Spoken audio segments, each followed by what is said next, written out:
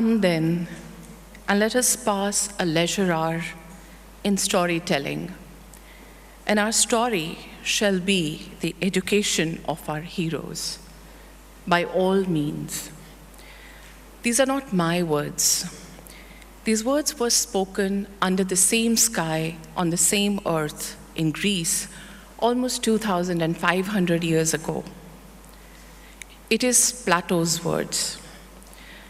He said the guardians of a state must be raised on stories, for it is stories that shape culture, carry values, and inspire action. Please don't mistake me. I don't necessarily agree with everything that Plato said, but his prediction about storytelling is something that we cannot ignore. Many centuries after Plato, in my own land, India, another man showed the world how stories could shape nations. Today, 2nd October, marks his 156th birth anniversary. Frail, wrapped in loincloth, half naked, he redrew the map, and he brought the greatest empire in history, brought down the greatest empire of history, and he showed us how nonviolence templates will work, and all of it through great storytelling.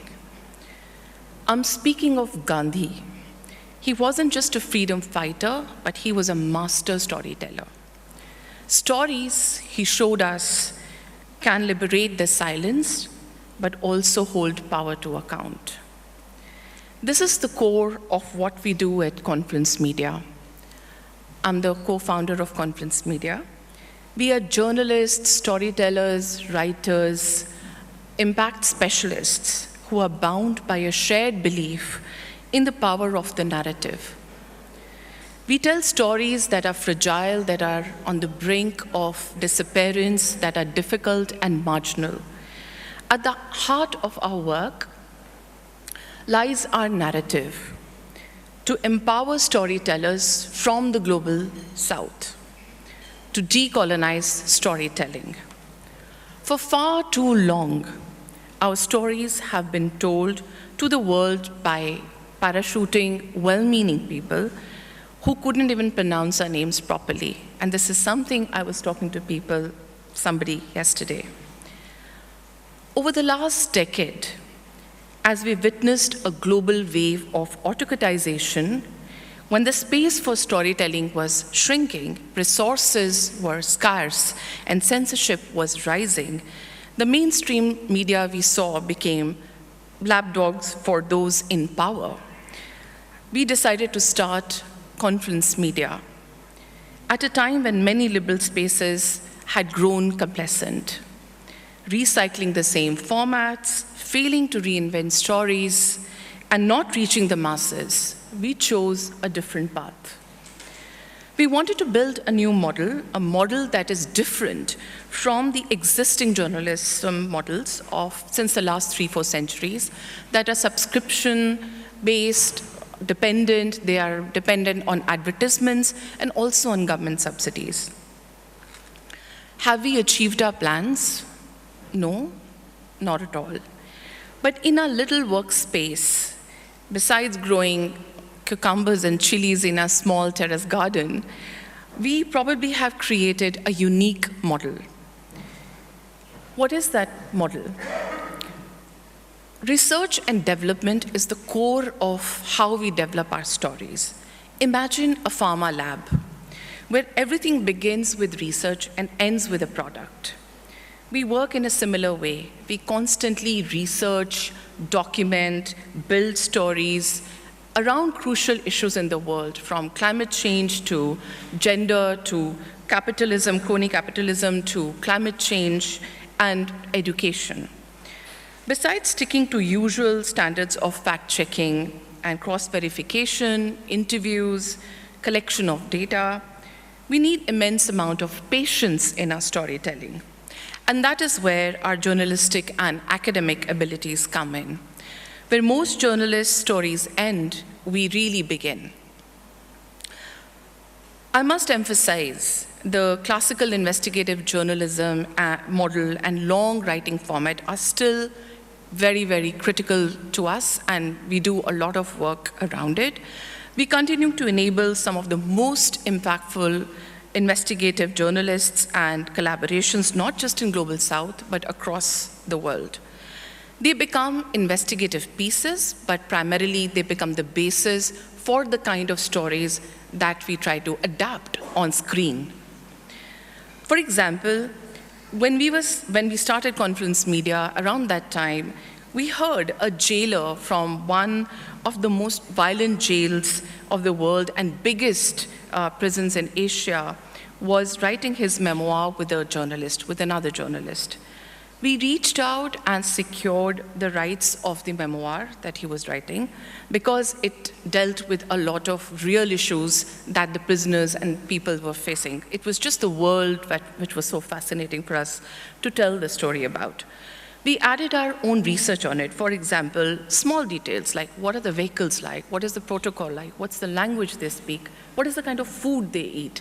So just the world of prison and the whole world just became very, very rich because of that.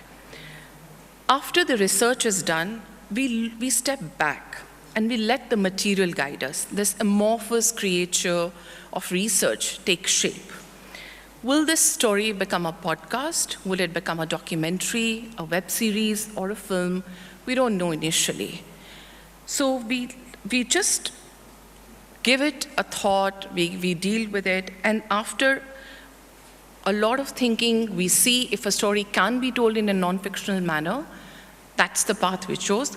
But often the stories that are very difficult to tell in a non-fiction manner and the kind of governments we are living in, it's not easy to tell the stories, we take a fictional route. A story must be told whatever the path.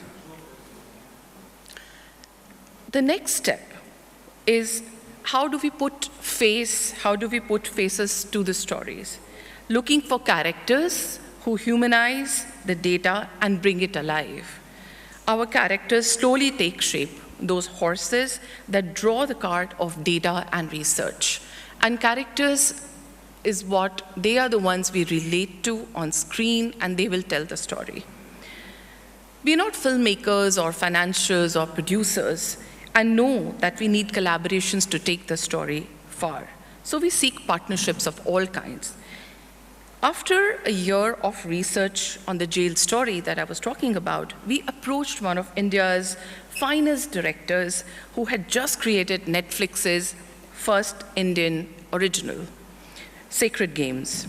From then on, the director became the captain of the ship, and we became the enablers.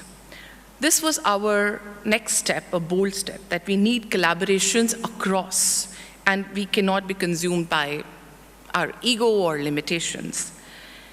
Once the story is developed, we partnered with platforms, and careful pitching and reshaping took shape.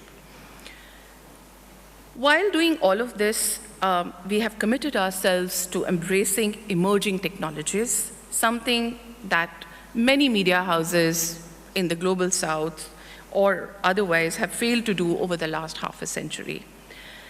And media has been lazy and slightly intimidated by social media and the internet, failing to keep pace. Meanwhile, autocracies have grown. Today, 3 out of every 4 people live under an autocracy, the highest in the last 5 decades. As we are witnessing a violent world, we know false stories give birth to genocides and wars. We are seeing citizens trapped in generational violence and suffering because authoritarians control the narrative. I have seen it myself growing up in the conflict-torn region of Kashmir, one of the highest militarized zones in the world. We are building tools and technology to empower local storytellers in the Global South, because decolonizing storytelling is a must, and it means owning our own narratives, using our own tools, and refusing to let others simplify our complex worlds. Oh, I forgot to tell you what happened with our jailer's memoir. The story turned into a web series, premiered this year worldwide on Netflix, stayed #1 in India for weeks, entered the global 10 non-English shows, and won awards and critical acclaim. But more than that, it sparked conversations on justice and rights. Please go and check out Black Warrant. It's available on Netflix, which talks about prison reforms and jail reforms and access to justice. Today, we have more than a dozen stories in development: documentaries, scripted series, feature films, and podcasts. These are all based on our real journalism, our investigations, and the real world that we all face. Stories that cannot be told in a fictional manner, in a non-fictional manner. We're trying to see ways in which we can even fictionalize and tell them so that they reach the wider audience. We're preparing to launch YouTube channels and also building a streaming platform to break the monotony of the global streaming platforms, probably one day. It's a dream, but if these years have taught us anything, it is that to be foolish and dream. We need to do this because liberals consumed by egos and comfort zones have endangered us, leaving our stories to be misinterpreted and lied about, spreading falsehood and hatred. And the propagandists have enabled the rise of authoritarian regimes. I will sign off again with what Plato was trying to say. Stories are not just entertainment. They are the education of leaders and nations. To tell them well is our greatest act of freedom. Thank you.